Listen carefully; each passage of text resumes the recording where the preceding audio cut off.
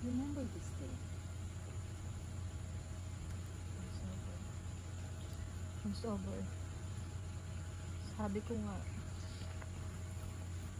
may mga bagay na nakakaya natin gawin dahil tayo ay nagmamahal. Lalo na kung ito ay pagmamahal para sa isang magulang. Oo.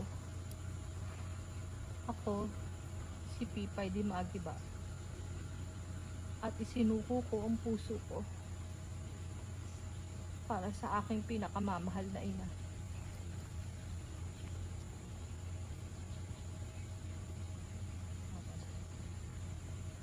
Exit anytime.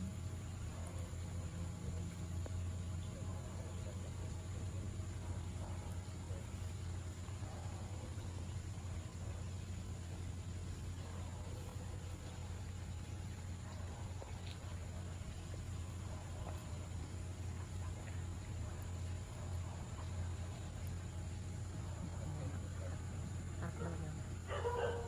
And cut.